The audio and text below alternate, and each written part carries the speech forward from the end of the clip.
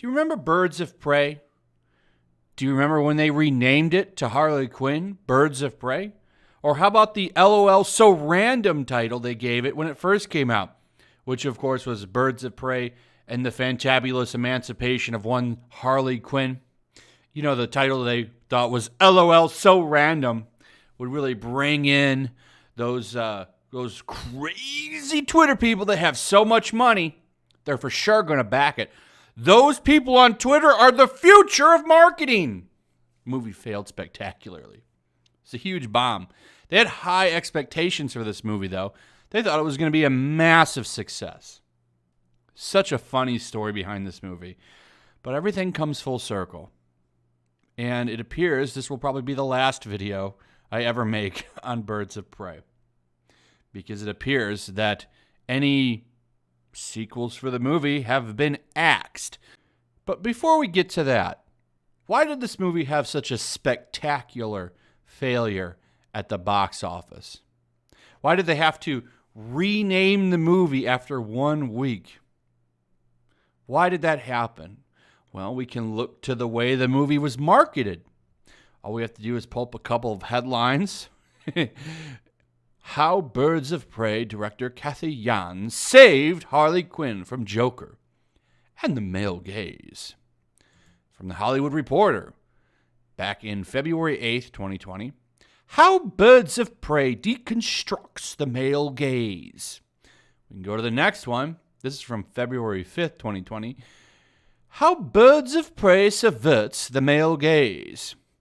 We talk to Birds of Prey director Kathy Yan, screenwriter Christina Hudson, and star Margot Robbie about their female-driven action flick. And then, of course, the guy who did the most damage to the movie, in my opinion, who every time he did an interview, every single interview he ever gave for the movie, he talked about how he was playing the toxic man and he was so excited to take on toxic masculinity and all this weird stuff. Oh, Ewan McGregor alone probably took about, I would say, probably a couple million out of the pockets of Warner Brothers, all because he wanted to run around and try to virtue signal for this movie, and it backfired gloriously. There will be no sequel to the movie. It does appear that they are moving on. Now, this is a rumor coming from Giant Freaking Robot, according to Bounding into Comics here, who picked it up.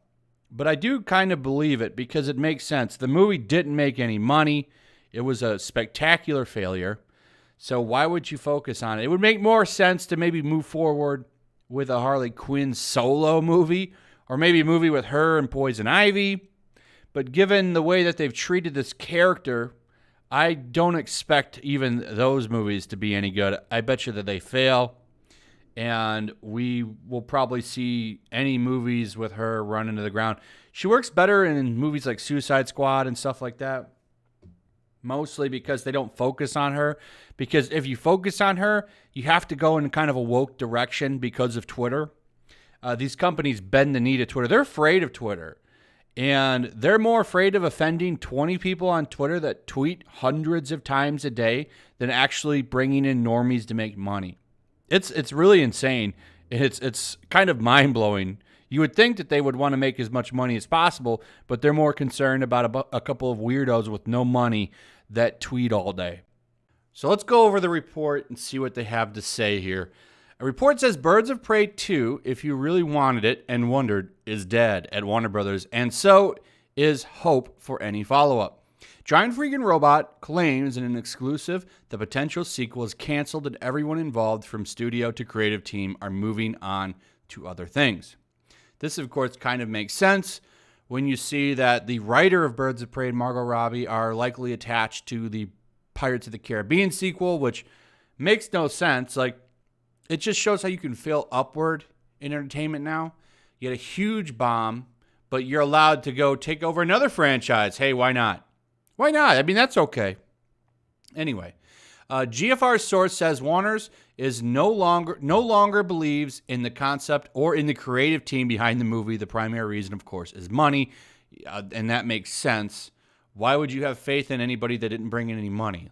Like, and the movie was a failure. Let's be clear. And they have a really good reasoning for why it was a failure right here. I've, of course, covered a lot of this. Birds of Prey tanked at the box office upon opening, earning roughly a disappointing $33 million, the worst opening for a DC movie ever.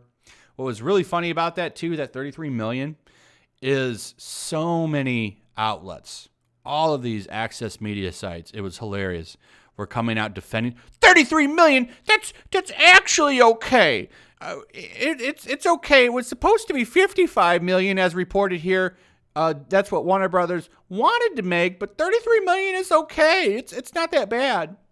And then, of course, the next week, Sonic the Hedgehog came out and dominated box office numbers and made them make even less money. And it was really funny. There was a funny war going on.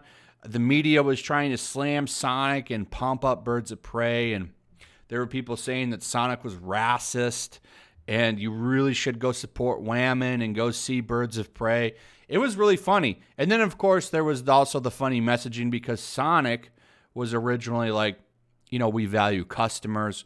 We value people that take time and spend money. We want to do the fans right. Whereas Birds of Prey was like, we don't really care about fans. We're going to slap fans across the face. Get those toxic men out of here.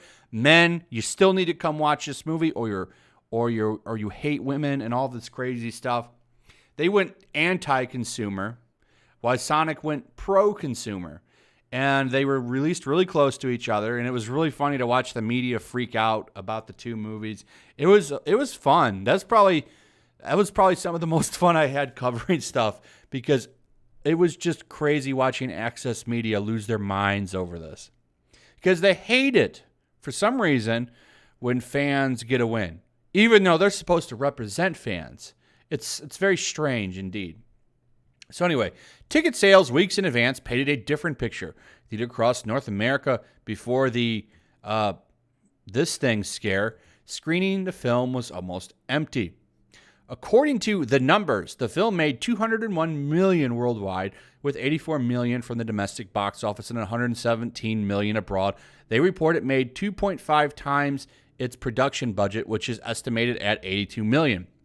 Now, here's the real hilarious thing, and I did a video laughing at this one too.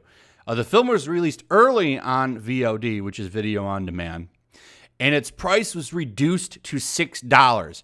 As a result, it went to number 1 on the iTunes chart. Now, here's what's funny about this, and they only kind of briefly touch on this. I want to explain this a little bit more. This is why this was funny. So, because of everything going on right now, you can't really go to the movie theaters. So what was happening were movies that, would have traditionally taken a few months to come out for physical release and streaming. They're putting them out early. They released Birds of Prey early for $20, the standard normal price. Nobody bought it. Nobody rented it. Nobody watched it. So, what was funny about this is other movies that were releasing early were actually doing very well and really getting a lot of notice. And Birds of Prey didn't get any of that. It never jumped on any charts. It was just kind of ignored. And then finally, they reduced the price to $6 very early. Normally, that price doesn't come down until they release the film on a physical release. So when the Blu-ray comes out and you can officially buy it, then the film comes down to $6 for rental. They released it to a rental price literally a couple of weeks after it was in the theaters. That's really bad. That shows us nobody cared about this movie at all. That was a huge failure for this movie. Huge. But anyway, that's not enough. And Harley Quinn's presence might get reduced to the DC extended universe going forward. She's in the Suicide Squad, which could turn her fortunes around, but GFR casts doubt on if she will be a leading character.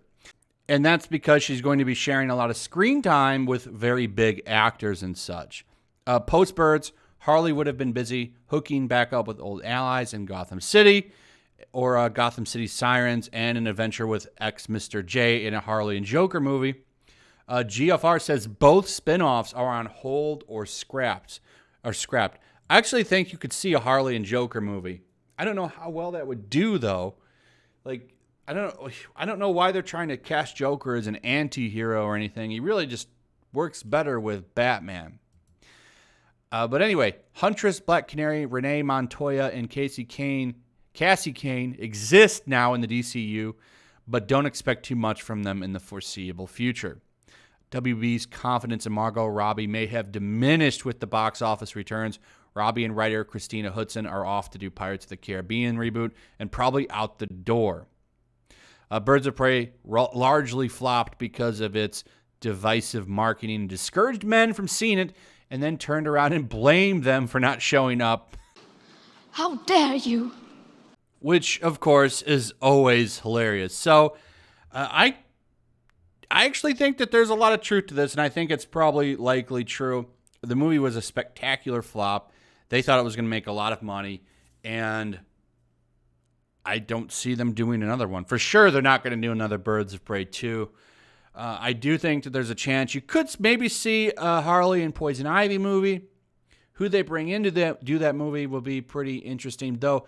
Margot Robbie had a lot to do with Birds of Prey. From what I understand, it was almost her pitch and her idea that got it going.